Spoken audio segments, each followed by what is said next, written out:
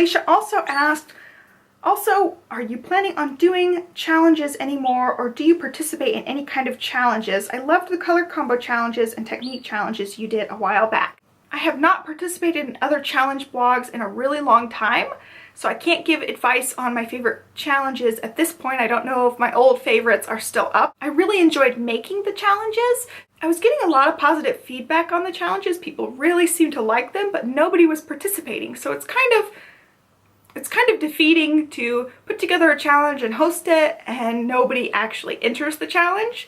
If there's enough interest, I can definitely add some more challenges here and there. I really liked hosting those. The next question comes from SweetPo11, and this is Phyllis. And she said, Samantha, you look lovely. Thank you very much. It means a lot to me. Would you please tell us how you take care of your skin and what makeup you use? Good luck with your Botox injections. Have you had fewer headaches now that you have taken some stress out of your life? So there was a lot of questions in there. So as far as how I take care of my skin and what makeups I use, I filmed a video of what face kind of things I use and the makeups I've been using. So like the makeup I have on today, I have a video over on my Scrapmaster #2 channel, and I will link over to that down below. You guys can see exactly the products that I've been using for my skin and for my makeup. And are you having fewer headaches now that you've taken some stress out of your life? With the Botox injections, I hardly ever get migraines. I get migraines in super stressful times. So when we were in the middle of moving and buying our house, we were staying in a hotel and it was super duper stressful. I got migraines on and off for a couple of weeks, really, really bad. And that was just because it was an incredibly stressful time and it was a new environment. So any of the new allergens and things in the air could definitely trigger migraines for people. And then the other time I had really bad migraines was when my grandmother passed away. She got really sick and got put in the hospital and I was super stressed out. So I was sick with migraines for a couple of weeks then too. But those are really the only times I've had migraines. I've had maybe one or two other than that in the past year, and that is thanks to the Botox. It really, really keeps my migraines at bay, and I do try to manage stress. I haven't closed down the store yet, so it remains to be seen if I'm going to be migraine free once I'm no longer actually working and I'm really just blogging and crafting, and I don't really consider that work, although it is work, and I do make money from that too. So it is kind of work, but I don't think it really counts. It's more fun than work. I'm getting rid of the worky part of it, which is the business part. And then my H2O asks, the camera is awesome quality.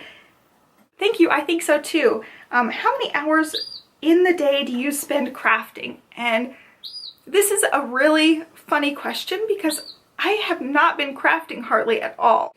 I think maybe a couple of hours a whole week I've been crafting lately. When I have my crafty mojo, I can craft in spurts where I'll craft for a couple of hours all at once, and then I won't craft for like an entire week. As far as the amount of time I spend crafting, I really don't spend that much time crafting. I spend a lot of time making videos, editing videos, updating the blog, writing blog posts, editing photos, packing store orders, doing administrative stuff in the store, and that's where I spend the majority of my time.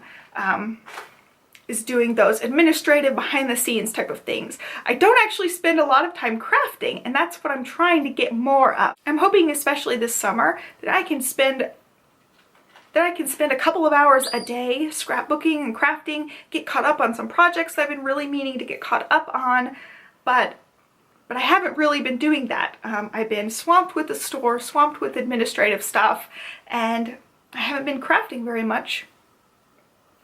Because after I've spent all that time doing that, I just want to relax and chill. And this question kind of brings up a question that my H2O did not ask, but it's kind of, how do you find the time to craft? I know I don't have children, I don't have a full-time outside the home job, so it is easier for me to make time to craft than it is for a lot of people who have children, who work full-time. I think we as women think if there's something that has to be done, we have to do that before we have our me time, which I think is totally backwards. The dishes and the laundry, sometimes they can just wait, you know? they'll all still be there in an hour, still be there the next day. I think me time is especially important when you're a mother, when you have other family members to take care of, and when you work full time. You need to schedule some time for yourself to recharge, to re-energize yourself, and it's very, very important. I feel like society is really pushing us to stay busy and to keep every minute jam-packed full of things, and I think that's just plain ridiculous. I think you really have to have downtime or you just get stressed out. Stress isn't healthy for you, and the healthier and happier you are, the better mom and friend and wife that you can be. So for us women, we do put a lot of pressure on ourselves, but we also have to cut ourselves a break and do something that feeds our spirit and feeds our soul, and just have some me time. That's one of my crafty pet peeves, when people are like, well, I can't sit at home and craft all day because I have to work and I have to take care of my kids. And you know what? There are plenty of full-time crafty bloggers who work full-time jobs, have kids, and they still make time for their crafting because it's important to them. It's something they love to do, and it keeps them happy. And when we have children, I plan on definitely making time for myself. I think then, once I'm a mother, I think it's even more important that I make that time for myself and keep myself happy, so that I can be the best mom that I can be. So that's kind of my pet peeve. I don't like when people are like, I'm so busy. Like, what do you think the rest of us are over here doing, twiddling our thumbs and like sitting on our butts all day? Like, I might work from home, and I do have luxuries with that where I get to plan my own day, but I have a lot of responsibilities, and I take care of 4 dogs too. And one of them is elderly and one of them has serious health issues. So a lot of my day actually involves taking care of our dogs. I'd say I probably spend an hour to 2 hours a day between just feeding and medicating our dogs. So definitely I don't have time to just sit on my rump all day long. Now there are times when I don't feel like doing very much, but the majority of my time is taking care of my dogs, managing our house, and managing my business at this point. All right, so that was a long little speech there. The last question comes from Rem, R-E-M, 565. How many finished scrapbook albums do you have, and how do you store them? Love your new camera quality. Thank you. I'm so glad you guys like the new camera. When I went to edit the first film that I made, it even wasn't that great of a film, but the quality was just amazing. I'm so glad I got the new camera. For albums, I have a lot. I've been scrapbooking since 2006 or 2007, and I have albums that go further back than that because I scrapbooked in the past. I went back. I have quite a few albums, and in my scrapbook room tour video that I did a while ago, I showed where I had my albums in the past. They were in our spare bedroom on this big hutch that we had gotten at Goodwill. It's just a vintage style looking hutch. I had all my albums there, but I moved them in my scrapbook room once I set up the set and changed everything around, and I will show you that now. Okay, so here are the 2 Expedit shelves. I turned them upright so the 4 squares are going down, and then there's 2 squares going across. And you can see this one is pretty much all albums, all the way down. So I've got my first like scrapbooks right here. They're just bunches of magazine cutouts and little memorabilia pieces. And then I've got some mini books here, and then some various 8.5 by 11 size albums. That's just some aqua cardstock. And then I've got the big 12 by 12 albums taking up these spots. So they're all out of order right now, but I do have dates on them going from 2005, 2006 in that book, all the way up to 2014, and this is part 1 of 2014. And this one, and these 2, I have page protectors. You can see all the different pocket pages are in those 2 albums. And then let's see.